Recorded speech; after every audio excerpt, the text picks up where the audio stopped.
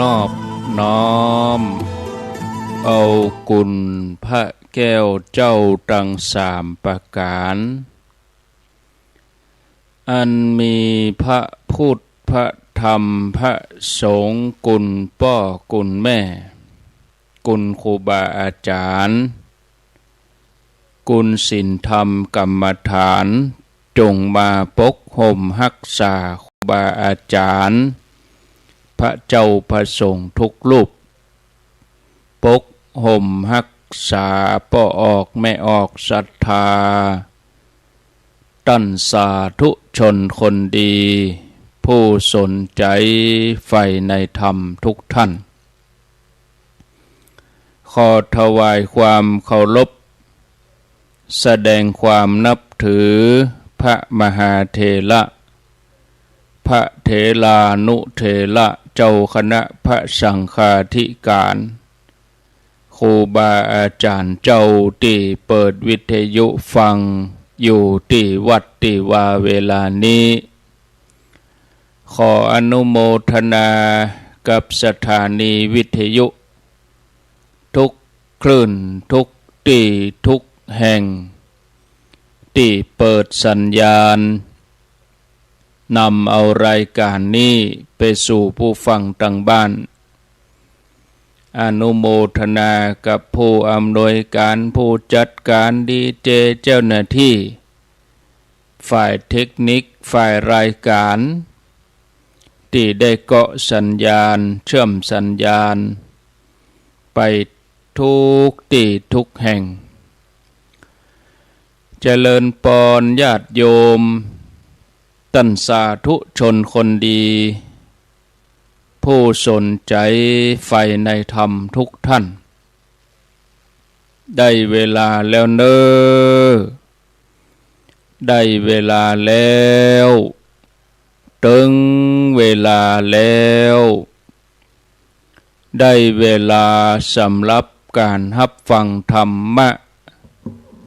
อันเป็นสาระประโยชน์ทางด้านพระพุทธศาสนาน้ำธรรมคำสอนขององค์สมเด็จพระชินวรสัมมาสัมพุทธเจ้าได้มาปะมาพบมามาเล่าสู่บรรดาพ่อแม่พี่น้องพ่อออกแม่ออกพ่อแม่นักศีลนักบุญเท่าแก่น้อยใจยิงตั้งหลายแล้วไผที่ยังบ่ลุกเตื้อก็เกียมตัวลุกมาได้แล้วเนอะเกียมตัวลุกมาได้แล้วหลับลุกเจ้ากินพักดังปายหลับลุกควายกินพักดังเก้าลุกเจ้าได้หลายลุกควายได้น้อยหลับลุกเจ้าเป็นเจ้าดังหลายหลับลูกควายปลาเฮือลูกหลานเป็นหนี้เป็นข้าเนอตื่นมาอย่าเนอลุกมาอย่าเนอ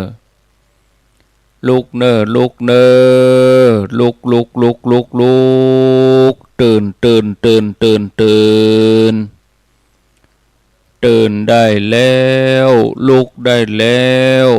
ญาติโยมท่านทั้งหลายลุกเจ้าตื่นตัวเจ้าบัวกาบหันเยื่องนาพังพร้อม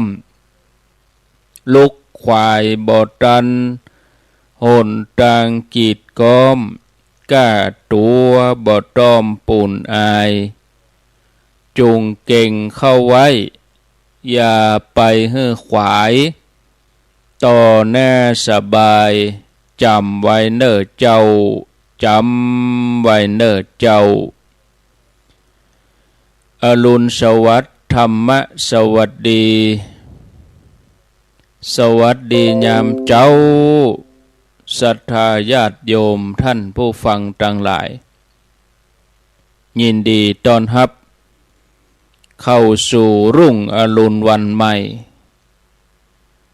ปะกันเจ้านี้ เป็นเจ้าของวันพัดวันพฤหัสบดีที่18เดือนกันยายนพุทธศักราช2568วันนี้เป็นวันเดือน12แรม11ค่ำเดือน12เหนือแรม11ค่ำพร่ำว่าเป็นวันพฤหัสบดีลูกเจ้าขึ้นมา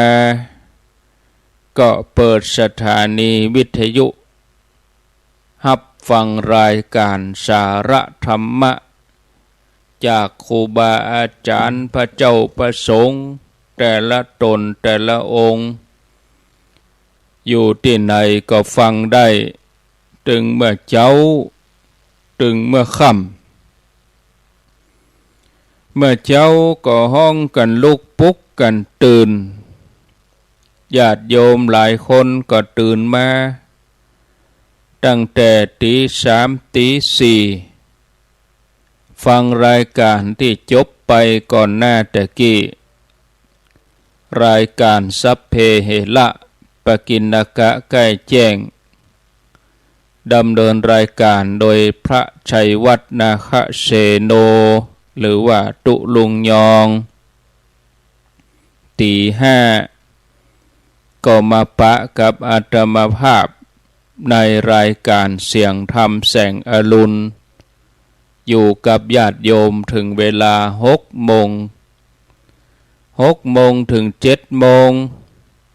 เป็นรายการของหลวงปู่พระครูปฏิภาณธรรมทินหรือว่าตุลุงดอยม่อนจอมพ่อวัดอรัญญวิเวกคีรีวัดพระธาตุม่อนจอมพ่ออำเภอเวียงป่าเป้าจังหวัดเชียงรายทุกวันพฤหัสบดีเวลา6 โมงถึง7 โมงส่วนเวลานี้ตี 5กับ12 นาทีก็อยู่กับอาตมาภาพอยู่กันไปจนถึงเวลา6 โมงตื่นกันมาแล้วก็ทำธุระส่วนตัวบางท่านบางคนก็นอนอยู่ในที่นอนอยู่ก็มีเปิดวิทยุฟังรายการสบายอกสบายใจก็ฟังกันไปแหมสักกรรมก็ก้อยลุกแจ้งดีขวายงามมาก่อนตีนฟ้ายกก็ก้อยลุกมาบัดเดี๋ยวนี้มันมืดอยู่ยังเจ้าอยู่ก็บลุกมาเตื้อญาติโยมท่านสาธุชนท่านทั้งหลายการเดินทางในสังสารวัฏนี่เป็นการเดินทางที่ยาวไกลยากที่ภัยจะหาเบื้องต้นท่ามกลางที่สุดบ่ฮู้ว่าเดินทางมาถึงจุดไหนแล้วใกล้จะถึงจุดหมายปลายทางแล้วหรือยังก็บ่มีภัยสามารถฮู้ได้เปิ้นก็เลยใจคำว่าสังสารวัฏหรือว่าวัฏสงสารนั่นคือการเวียนวนเวียนว่ายเกิดแก่เจ็บตายเวียนวนกันอยู่อย่างนี้บ่มีที่สิ้นสุดวนเวียนกันไปอย่างนี้นับพบนับชาติบ่ถ้วนที่เป็นอย่างนี้ก็เพราะว่าชีวิตของเฮายังบ่ปะที่เปิ่งยังปะที่ยึดยังมีหลักในการดำเนินชีวิตก็จะต้องลอยเคว้งคว้างอยู่กลางทะเลแห่งทุกข์พอหาฝั่งบ่ปะเตื้อแต่ถ้าเมื่อไผคนใดมีที่เกาะที่ยึดมีพระรัตนตรัยเป็นสรณะก็จะปะความสุขความปลอดภัยบ่ต้องเสียเวลากับเรื่องไร้สาระ สังสารวัตรเป็นการเดินทางที่ยาวไกลก็อาศัยร่างกายอาศัยลมหายใจสังขารร่างกายที่เราอาศัยใจงานมาในการสร้างบารมีในโลกนี้สังขารร่างกายนี่ประกอบไปด้วยธาตุสี่เปิ้นว่ามหาภูตรูปธาตุดินธาตุน้ำธาตุลมธาตุไฟธาตุทั้งสี่นี่ก็เกิดเป็นรูปกายแล้วก็มีอากาศธาตุเนี่ยคือสามารถหายใจได้เคลื่อนไหวได้มีวิญญาณธาตุทำให้สามารถรับรู้รับทราบมีความรู้สึกนึกคิดสำหรับธาตุดินที่มีอยู่ในตัวของเฮานั่นมีลักษณะแข็งเป็นของหยาบสามารถหันด้วยตาเนื้อธาตุดินนี่บอกว่าจะเป็นผมขนเล็บฟันหนังเอ็นกระดูกเยื่อในกระดูกม้ามหัวใจตับกระเพาะอาหารไตปอดลำไส้ใหญ่ลำไส้น้อยอาหารเก่าอาหารใหม่สิ่งมูนี้ฮ้องว่าเป็นปฐวีธาตุก็คือธาตุดินอาโปธาตุนี่เป็นธาตุน้ำเป็นของเหลวที่เอิบอาบร่างกายมีลักษณะที่ซึมซาบไหลเวียนร่างกายไปมาอาโปธาตุนี่ก็ได้แก่น้ำดีเสมหะน้ำหนองน้ำเลือดเหงื่อไขน้ำมันคนน้ำตาน้ำลายน้ำมูกน้ำมันไขข้อหมู่นี้เป็นต้นส่วนเตโชนี่เป็นไฟมีลักษณะอุ่นมีลักษณะร้อนก็คือความอบอุ่นอุณหภูมิร่างกายของเฮานี่ช่วยเผาผลาญอาหารที่เฮารับประทานเข้าไปบวกกับอุณหภูมิในท้องอุณหภูมิในกระเพาะอุณหภูมิในลำไส้ก็ทำให้อาหารที่เฮากินเข้าไปนี่ย่อยสลายไปธาตุสุดท้ายก็คือวาโยปฐวีอาโปเตโชวาโยอย่างเงี้ยที่เฮาท่องกันเนี่ย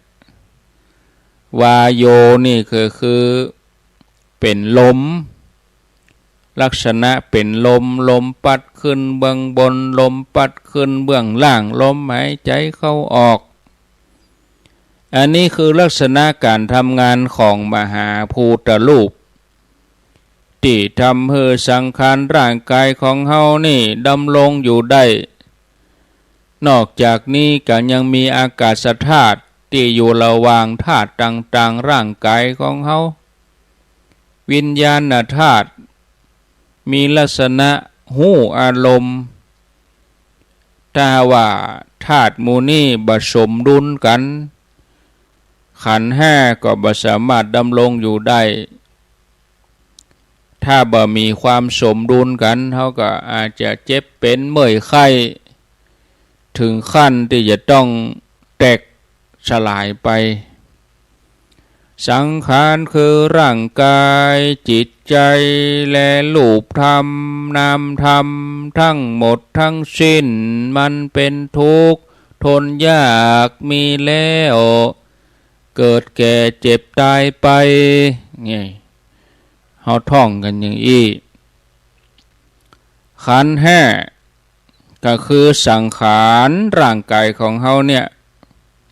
ที่ประกอบด้วยน้ำด้วยรูปส่วนที่เป็นรูปก็คือธาตุดินธาตุน้ำธาตุไฟธาตุลมประชุมรวมกันเป็นกายภาษาบาลีคุณมหาท่านมหาเปิ้นห้องว่าลักษณะ เสื่อมสลายไปตามกาลเวลารูปะลักขณังรูปะลักขณังก็คือลักษณะที่เสื่อมสลายไปตามกาลเวลาในส่วนของนามก็คือความรู้สึกดีใจเสียใจรู้สึกทุกข์รู้สึกว่าสุขถ้ารู้สึกเฉยๆบ่สุขบ่ทุกข์อันนี้เปิ้นฮ้องว่าตัวเวทนาทุกขมะสุขยะเวทนาถ้ามีลักษณะของการเสวยอารมณ์ความจำได้หมายหู้จำหูบจำรสเกลียนกลิ่นเสียงสัมผัสธรรมอารมณ์ที่เกิดมาแล้วมันก็ไปกระทบที่ใจมันจำไว้ได้นี่เป็นห้องว่าสัญญาสังขารนั่นคือการปรุงแต่งจิตที่เป็นส่วนดีเปิ้นก็ห้องว่ากุศลที่เป็นส่วนบดีก็ห้องว่าอกุศลถ้าเป็นกลางเปิ้นก็ห้องว่าอัพยากตาความรู้สึกนึกคิดนี่เกิดจากอายตนะภายในกับอายตนะภายนอกมากระทบกันตากระทบกับรูปหูกระทบกับเสียงหูดังกระทบกับกลิ่นลิ้นกระทบกับรสชาติมันกระทบกันนี่แล้วก็ส่งผลให้เกิดความหู้แจ้งตังอารมณ์ต่างๆอันนี้ห้องว่าวิญญาณฉะนั้นเมื่อเฮาอู้ถึงรูปนามขันธ์ห้ารูปเวทนาสัญญาสังขารวิญญาณขันธ์ห้านี่ในทางพระพุทธศาสนาเปิ้นว่าบ่เที่ยงเด้อมันบ่เที่ยงมันเป็นทุกข์เป็นอนัตตาพอเกิดขึ้นแล้วตั้งอยู่ที่สุดก็เสื่อมสลายไปตามกาลเวลาเอาง่ายๆอย่างร่างกายของเฮามันก็เสื่อมไปตามกาลเวลาของเครื่องใจก็เสื่อมไปตามกาลเวลาเนี่ยร่างกายเฮานี่มันเป็นรังของโลกเป็นที่อยู่ของเชื้อโรคต้องรักษาดูแลบางคนเกิดมาร่ำรวยมหาศาลแต่ร่างกายบ่แข็งแรงก็ต้องเสียเวลามาดูแลรักษาเสี่ยงเงินทองไปเพื่อรักษาสรีระยนต์ตัวนี้คือมันมั่นคงรักษาคือมันอยู่เบินคือมันอยู่ต่อไปขันธ์ห้านี่ก็เลยเป็นอนัตตาเพราะมันบ่ได้อยู่ในกรรมบังคับบัญชาบ่ใช่ตัวตนที่แท้จริงของเฮาในทางพระพุทธศาสนาเปิ้นสอนบ่ให้ยึดมั่นถือมั่นในขันธ์ห้านี้แต่ให้ดูแล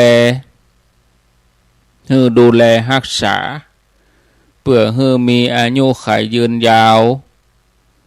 ในการที่จะสร้างบุญสร้างบารมีกันไปเมินมีเรื่องเกิดขึ้นในสมัยพุทธกาลมีกุลบุตรท่านหนึ่งออกบวชอุทิศชีวิตในพระพุทธศาสนาชื่อว่าพระติสสะเถระมีอยู่วันหนึ่งเกิดโรคร้ายเกิดขึ้นกับร่างกายของท่านเป็นตุ่มเต้าหมอกเม็ดผักกาดเนี่ยตุ่มพุดขึ้นมาตามผิวหนังของท่านพระติสสะเถระ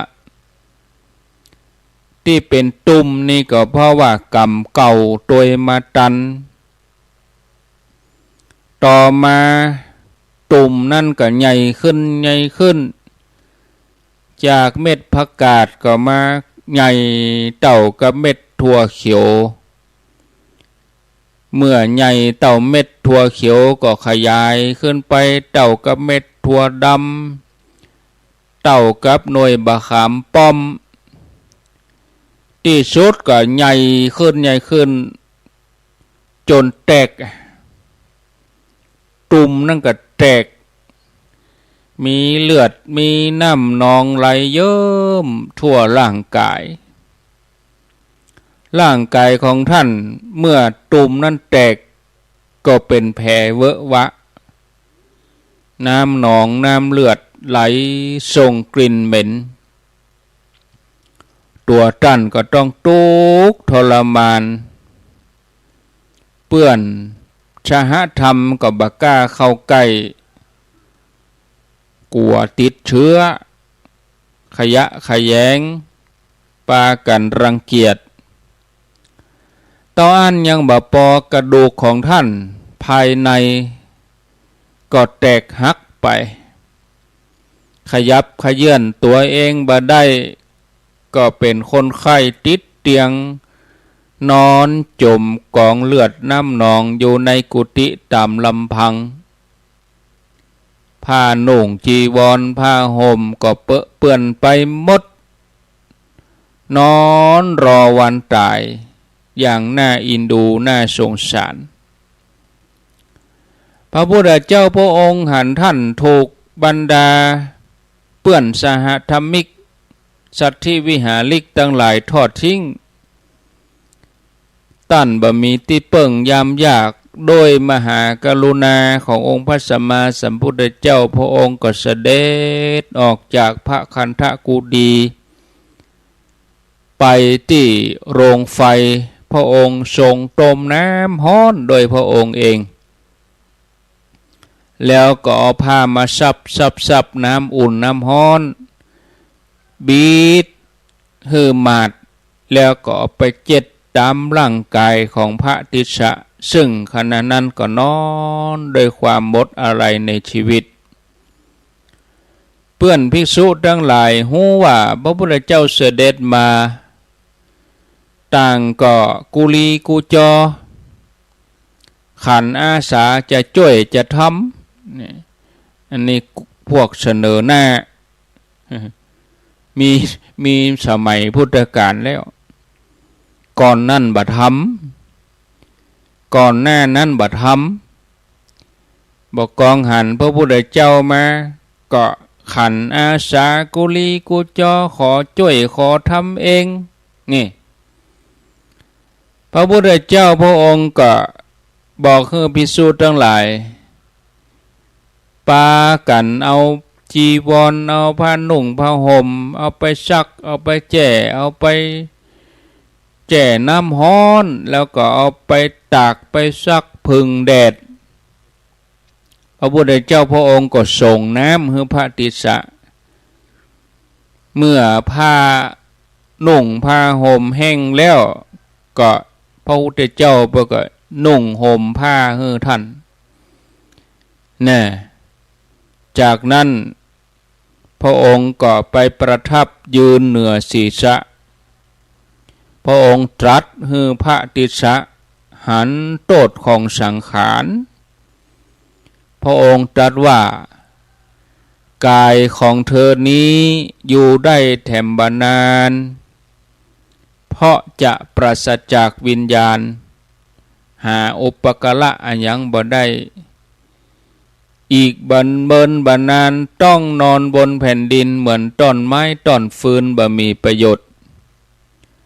พระติสสะนอนฟัง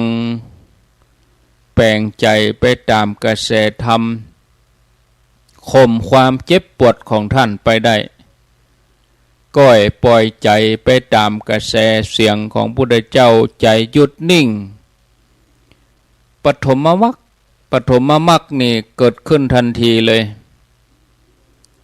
เกิดความเย็นกายเย็นใจซาบซ่านภาพบาปอกุศลอย่างต่างๆที่มารบกวนก็มาลายหายสูญ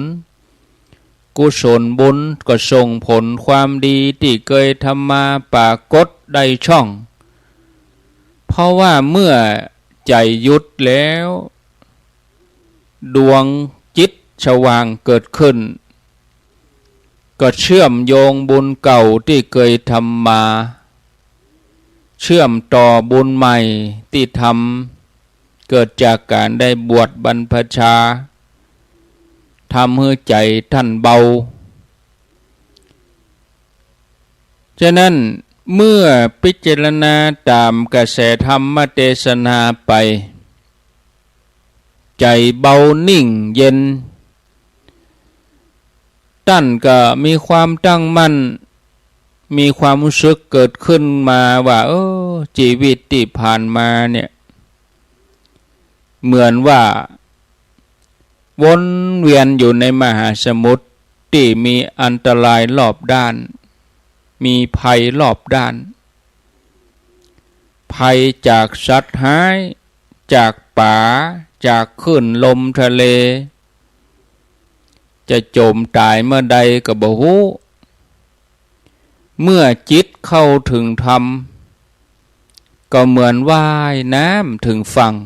พ้นจากอันตรายตั้งหลายหายหวาดกลัวหายสะดุ้งเมื่อเดินขึ้นมาบนแผ่นดินหมู่สัตว์ร้ายหมู่ป่ากลางทะเลขึ้นทะเลก็บ่สามารถทำอันตรายได้แถมต่อไปจิตก็เป็นสุขขึ้นมาทันทีเมื่อจิตนิ่งสงบเบากายเบาใจถึงแม้ว่าสังขารร่างกายจะบ่เอื้ออำนวยโดนพยาธิโลกาลุมเล้าหือทรมานแต่เมื่อใดปล่อยใจไปตามธรรมหันความบาดเตี้ยงหันความเป็นทุกข์ของสังขารร่างกายก็ปล่อยวางเข้าไปใจ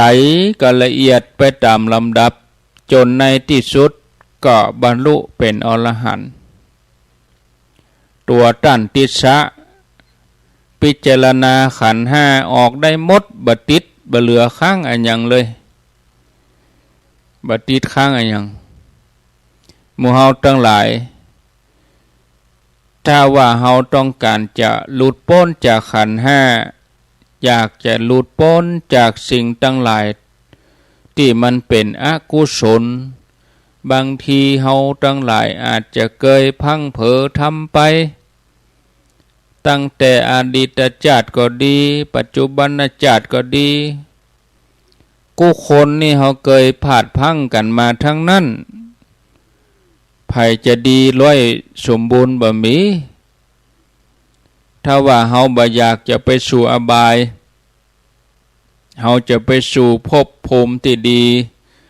เฮาบ่อยากจะเวียนว่ายตายเกิดมาแถมบ่อยากจะมาทุกข์กับสังสารวัฏนี้แถมก็มีวิธีเดียวคือเฮาต้องหมั่นเจริญจิตของเฮาหมั่นปฏิบัติภาวนาชีวิตของเฮาก็จะปลอดภัยถ้าใจเฮานิ่งใจเฮาสงบเปิ้นฮ้องว่าจิตเกษมเนี่ยเวลาที่เฮามีอยู่เนี่ยมันมีคุณค่า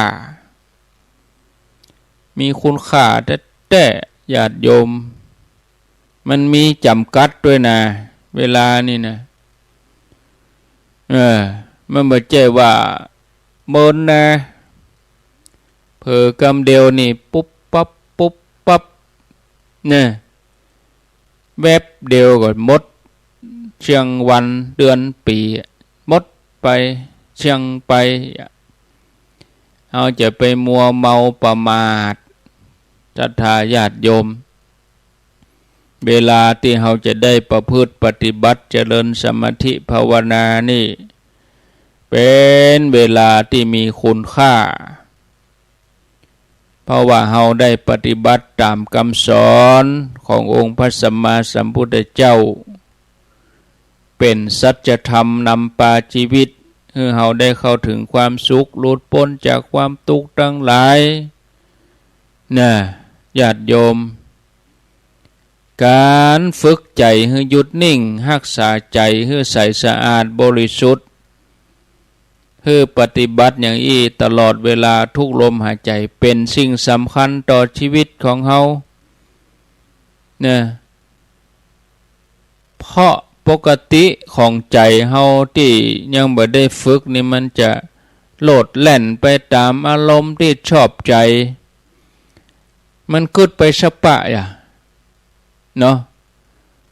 เกิดไปสปะเรื่องคนเรื่องสัตว์สิ่งของเป็นเรื่องนอกตัวเมื่อใจมันบ่ได้อยู่ในฐานของมันเนี่ยมันบ่ได้อยู่ที่ต้นแหล่งของสติปัญญา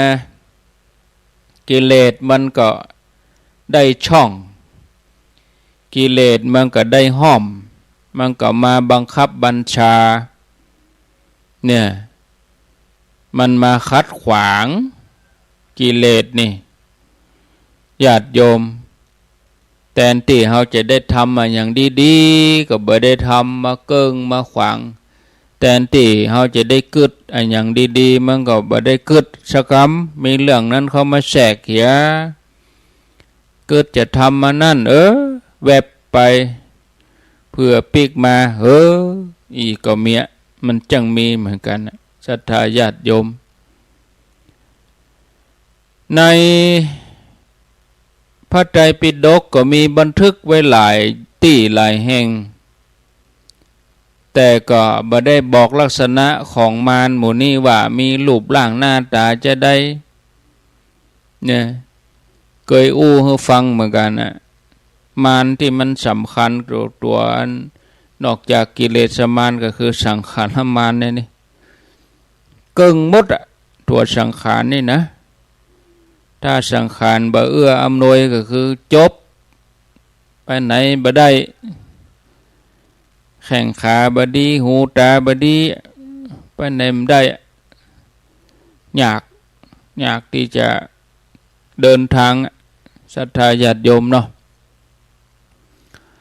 เอาแล้วบ่กันไปธรรมะนักล้ำก็ทำให้เบื่อธรรมะนักล้ำก็ทำให้ก่ายบัดเดี๋ยวนี้ก็จะ5:40แล้วเหลือแถม20 นาทีมีรายชื่อนี่แถมน้อยหนึ่ง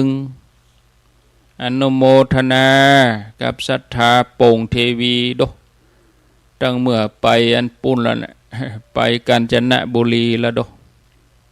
ก็หาเอามาอ่านเนี่ยบัลลัมได้เข้ารายการบัลลัมได้อ่านแม่คำดิบกันทะวงสีเวียงทอง100 บาทเประมวดีภูลอินทจักรตาเดมได้เขียนแม่บุญปันบ้านศพเตี้ยจอมตองเฮียสิวเจสมบูรณ์อิศกุลวงแม่คำกุยแก้วดอยหล่อแม่จีนบุญเมืองนายบุญสวยนางอัมพรจักแก้วบ้านปัจจัน100 บาทแม่คำกุยแก้ว100 บาทนางปัทมพรสุดาจันเวียงป่าเป้า100 บาทแม่อุ้ยอินชัยอุดแม่สาบสำเบิง200 บาทตาลน้ำเพิงตัววันนั้นไปธรรมสัญจรที่สำเบิงที่วัดปางเติมสำเบิงก็ม่วนดีคนหลายเหมือนกันเหรอคนนักคนหลายเพิ่นฟังกันดีไปวันที่10ไปได้ติดแล้วเนาะเวเหมือนกันแต่เวลานี่นางสุจินอภิวงศ์ได้เขียนบ้านอย่างแม่โนยธรรมวันวังกู50 บาทแล้วก็มีแม่ธัญพรสุริยาแม่คือโดยสะเก็ดแม่ครูเพลินพิษทิพย์พึกบ้านแป้น นางกมลรัตน์เสาจักรอนุโมทนาหมดแล้วมีละตะยะเหลือตะอีติดก่อนนะก็อ่านไปแล้วขออนุโมทนาต่อไปก็ปันปอนล่ะเนอะญาติโยมหับปอนกันเสียก่อนสัพปิติโยวิวัชชันตุสัพพะโลโกวินัสสันตุมาเตภวัตวันตะลาโย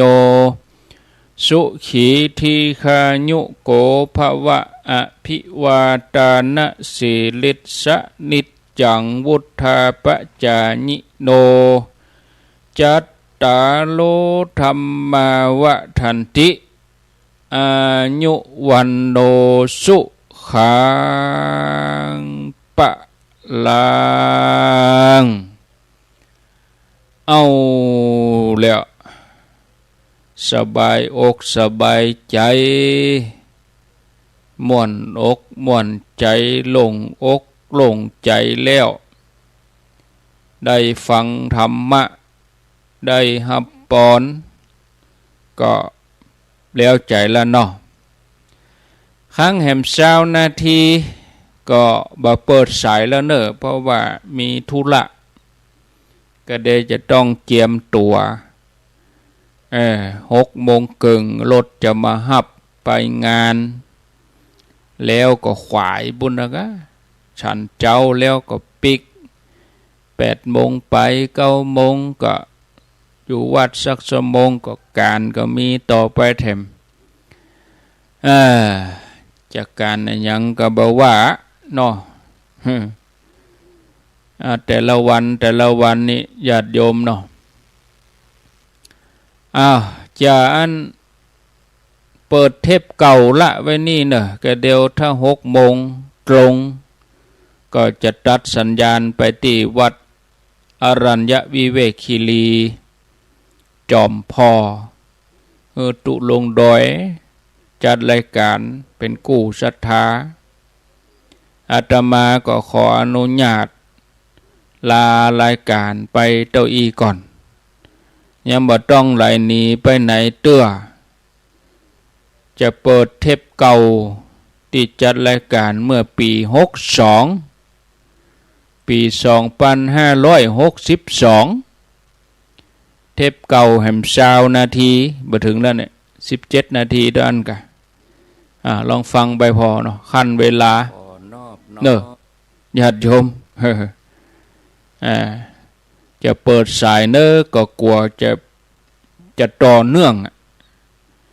ถ้าต่อเนื่องก็เกียมตัวมตันหมะลากันไปก่อนปะกันทำไมกับพวกติดหน้าวันจันทร์หน้าบุญเนาะแต่ว่าเมื่อแรงก็ติดงาน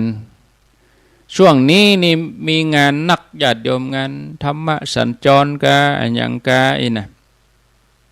งานมันทีหน่อยประชุมกะอย่างกะเนี่ยโอ้กะติดนี่ประชุมห้าเตื้อกะไม่ใช่ประชุมเรื่องเดียวนะประชุมเตื้อนั้นวันนั้นเตื้อนี้วันนี้เรื่องนั้นวันนู้นแต่ละวันก็มีเรื่องไปเอาละเด้อฟังเทปไปเทปตีอูเมื่อปี62อย่างพ่องหมู่ฮู้นะเดี๋ยวก็จะฟังตัวเก่าเหมือนกันนะอย่างไปพ่องบ่ฮู้ตั้งปี62แล้วลาไปก่อนเจริญพรซื้อไปแถมไปทางบ้านปนใหม่สวรรค์ห้วยเนียมแต่ถ้าซื้อ